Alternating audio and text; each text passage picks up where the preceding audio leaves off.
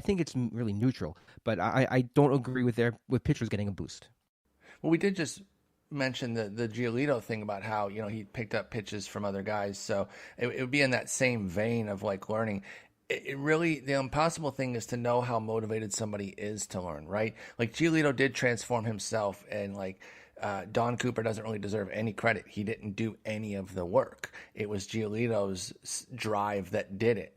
And I guess the real important thing would be understanding how much of the pitcher is out there doing the work on his own. Is DeSclafani trying to learn from other guys? Is he, re-upping with Kevin Gausman from when they were in Cincinnati together and saying, hey, what have you been learning since, and getting the tips there? Or is he somebody who stays to himself?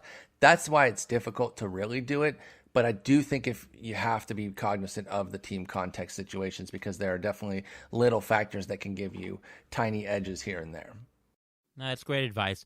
I will say, though, that psychologically, you remember when it works, when the change – oh, wow, this guy had a change of scenery. Wow, Dylan Bundy, what a change of scenery, and it worked. You don't remember when it doesn't work. And for every time that it does work, it doesn't work some other time, and you don't know about it. So, and by the way, projection, since I'm a projection guy here, you're not going to see any of this factored in.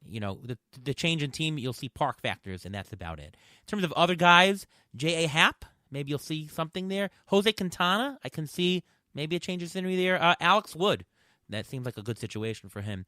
Richard Sands asks, interesting question. He's saying 5x5 Roto is all about doing well in those 10 categories, and most podcasts are filled with other metrics that could be confusing. This player's launch angle is X, hard hit contact is Y, and WOBA is this, so I like him for 21. Or somebody else will say his BABIP is this, and his OBP is this, blah, blah, blah, blah, blah. But in the end of the day, Richard says, all we care about is homers, runs, RBI, stolen bases, average. So what do we do with all this conflicting data? What do you make of this question, Paul? I mean, it's hard to sort it all out. And that's why, whenever I'm asked, what are your favorite stats, I always wind up on like strikeouts and walks for pitchers and hitters, to be honest. It's still the most fundamentally important thing to look at, or two things to look at. And so that's what I really go to. I understand that it can be overwhelming and it can conflict. And so that's a bit of an issue. That's why I think that you should be looking to simplify it a bit more.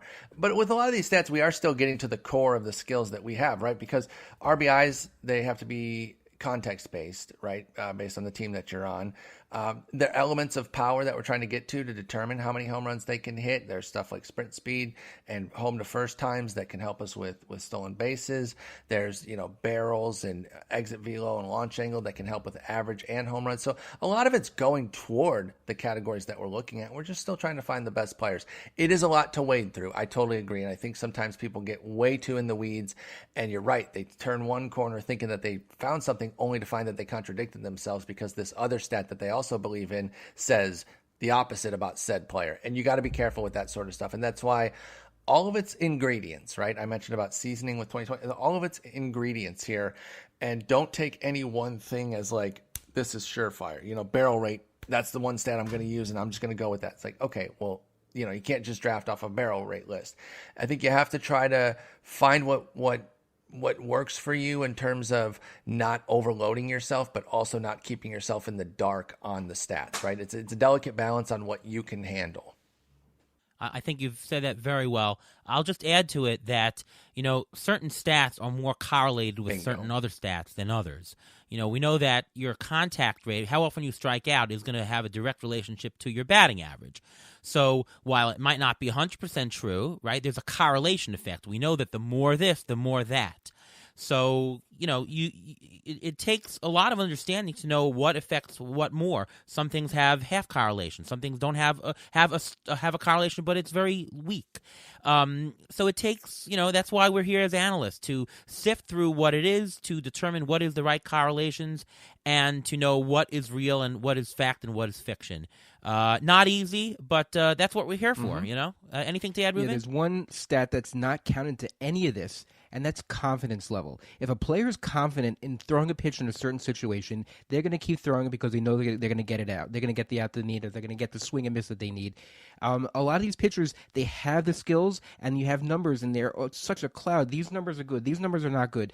If you see a pitcher on the mound, a lot of times you do the eye test. If you see there's the body language on the mound, you can see whether or not they're confident, whether or not you can trust them. And I think a lot of that, sometimes you can ignore everything. Just look at the pitcher. See what he's doing. See if he's confident. You look at Steven Matz last year. He was just traded. That's why I'm bringing him up. He looked defeated every single time he took the mound. He was kicking the dirt. He just didn't look right.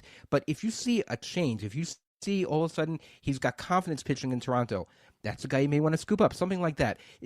Sometimes it's the intangibles and not all these cloudy numbers that are just making noise in your head. Thank you, Mr. Derek You're Jeter, welcome. for that No one. The problem. intangibles. Last question. Jared asks us, well, maybe this is a basic question, he says, but I'd love to hear what you guys think. Who is the biggest bust in the range of the SP1s? So the top 12 to 15 starters. He says maybe Scherzer seems like the obvious bust, but what are your takes? So we talk a lot here on the show about who are the undervalued players, but who's a bust in who's being taken as an FP1? What do you think, Paul? I don't think it's Scherzer. I actually could see Scherzer being elite yet again. I have a hard time betting against him. I know there's some injuries piling up. I know there's some factors there. I'm just talking about the guy. And then you talk about those intangibles that Ruvain was just going on about. Few guys have more of them than Scherzer, just kind of the it factor. And I know that's, we're stats guys, but it's intangible. So we get a little irksome around that because how much can you put into that? But come on, I think Scherzer's proven that he has not only the talent basis, but also that extra little it factor to kind of get him through. So I don't think he's a bust. As far as like the top 12, again, so I can't take Lamet then. I'm still a little cautious on Jack Flaherty as a bona fide lockdown ace. And I was coming into 20, and he didn't really do anything in 20 to make me feel much more comfortable. Granted, there was not really going to be enough time. I'm not sure that I would have fully bought in, even if he had put up maybe if he'd put up another 2.75 ERA, even for the 40 innings. But he only pitched 40 innings. It was a little bumpy.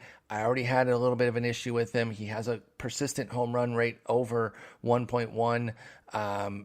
Love the strikeouts. Love that he can be difficult to square up. I just don't fully trust Jack Flaherty as an unquestioned ace.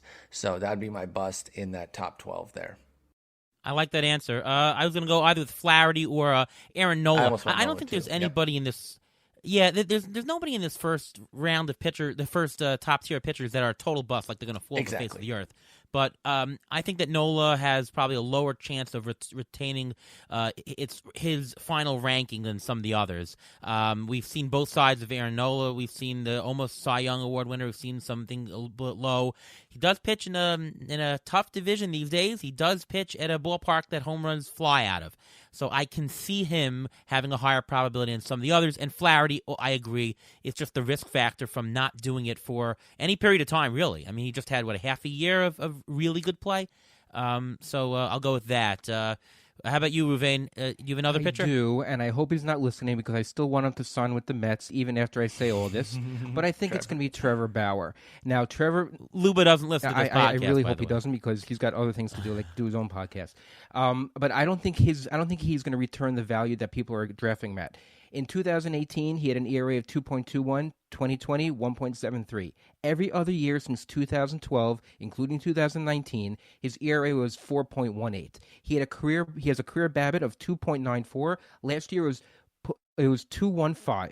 That's an aberration. He had a 90.9 strand rate last year, which was ridiculous. His K rate jumped from 10 to 12 over 9 in 1 year. I think he was a product of a short season in the NL Central, pitching also in the AL Central. I don't understand how he's going ahead of the likes of Giolito, Buehler, Castillo, Kershaw. I think all those guys should be taken before. Now, that being said, I still want him as a Met fan. I want him on the Mets because he is a top pitcher. I just don't think he's on that level where he should be your number one ace. So I just want to debate you on that one. Now, I can't disagree the fact that he was very lucky last year. Certainly that ERA, I wouldn't be surprised if it jumps to close to 4. Here's the thing, though. we talked at the very top of the show about limited innings, that not going to see a lot of 200-inning pitchers. I think that Trevor Bauer is one of the few locks to get really close to that. I mean, he's even talking about, I want to pitch every fourth day. Yeah. Now teams are not going to do that, but exactly, it's not going to be up to him. It's 100% not going to be up to him. But the 200-inning part, that could be. He is going to push innings as much as he can, and he's going to be solid. So I would think that he has a better chance of retaining some of his value, even if you think that Giolito has more upside and whatnot.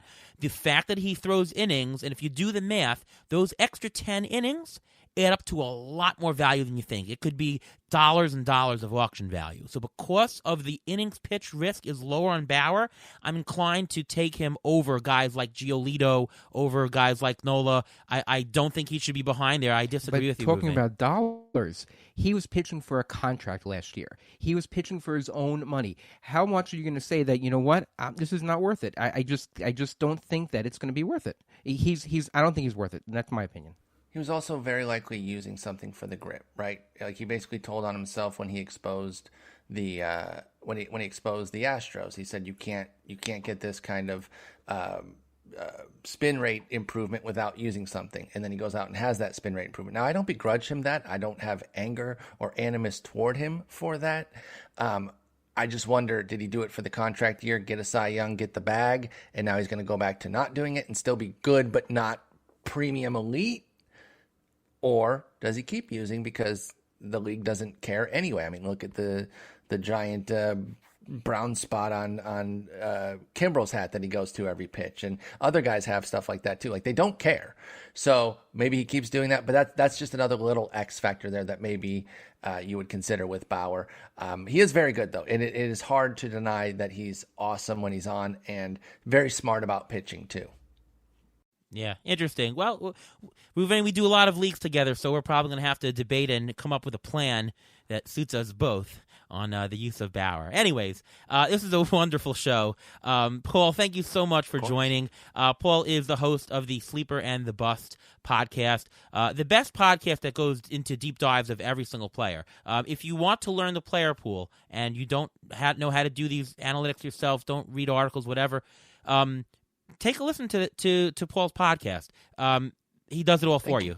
There's a wealth of information. Justin Mason's there giving his take. Both takes are fantastic.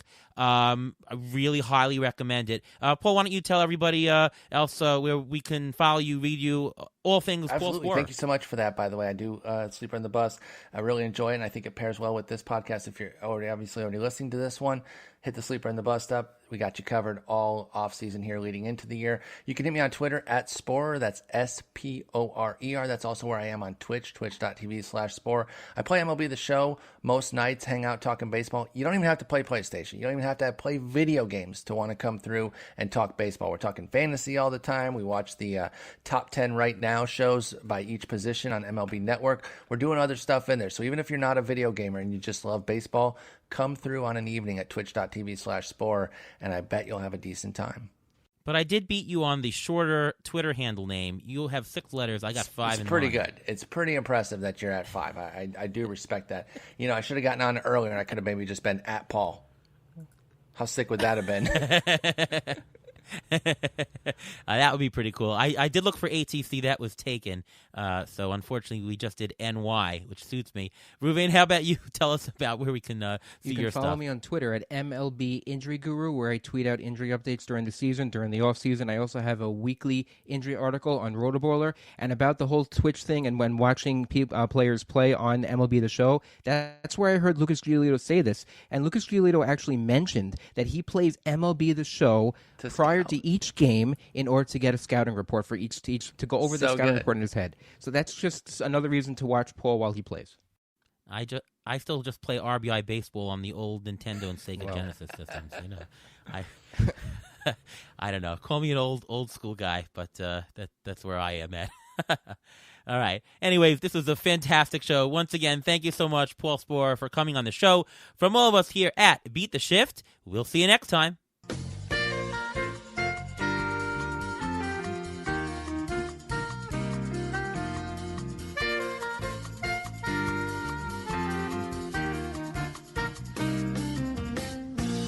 Thanks for listening to the Beat the Shift podcast presented by Fangraphs. Follow us on Twitter at beat_shift_pod.